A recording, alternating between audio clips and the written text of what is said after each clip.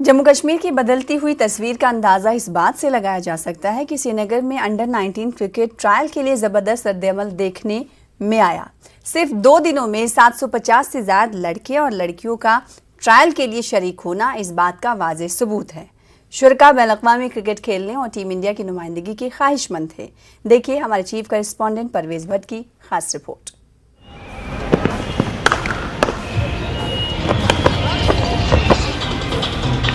شیر Kashmir indoor stadium میں انڈر-19 cricket trials کے دوسرے دن بھی ابھرتے ہوئے کرکٹ کھلاڑیوں میں زبردست جوش و خروش دیکھا گیا۔ یہ ٹرائلز JKCA کی جانب سے BCCI کی رہنمائی میں منعقد کیے گئے۔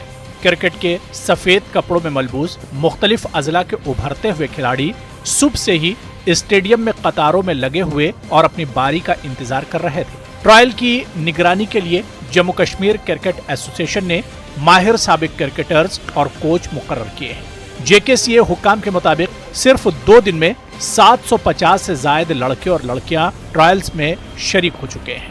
We have organized this camp. This is an under-19 camp. So we have organized this to show their talent. The people have come from all over the districts of Kashmir, all over the districts. So this open trial is going to be conducted for 3 days.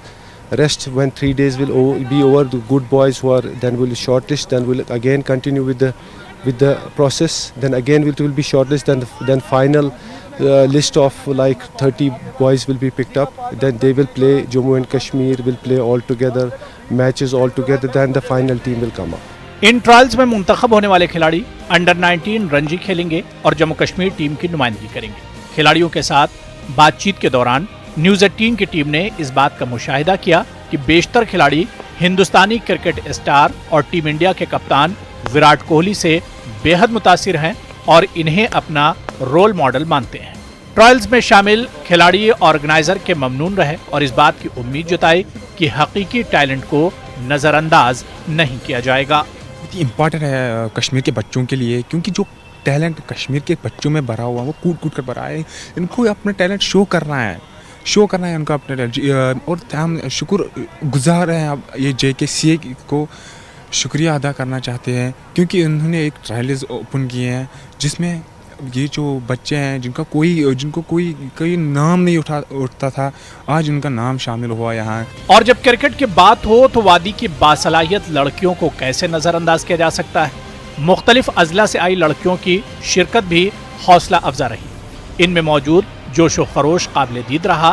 SK stadium میں ایک علیحدہ مقام پر لڑکیوں کے لیے trial کا انعقاد کیا گیا۔ ٹرائلز میں شامل کشمیری لڑکیوں نے بین الاقوامی کرکٹ کھیلنے اور ملک کی نمائندگی کا خواب پورا ہونے کی امید جتائی۔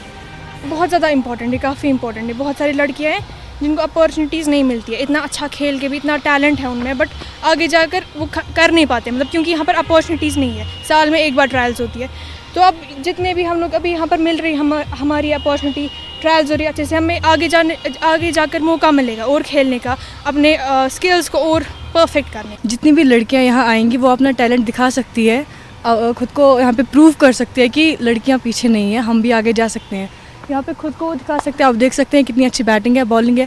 کچھ لڑکیاں ہیں جو آگے نہیں چل پاتی ہے، تو اگر ایسی ٹرائلز ہوں گی وہ ادھر اپنا ٹیلنٹ دکھا سکتے ہیں اور وہ باقی اسٹیٹس میں کھیل سکتے ہیں، جس کی وجہ سے اپنا وہ سپنا پورا کر سکتے ہیں، وہ آگے جا سکتے ہیں، آگے بڑھ سکتے ہیں۔ UT انتظامیہ بالخصوص LG منوج سنہا خود وادی کشمیر میں کھیل سرگرمیوں کو فروغ دینے میں دلچسپی لے رہے ہیں۔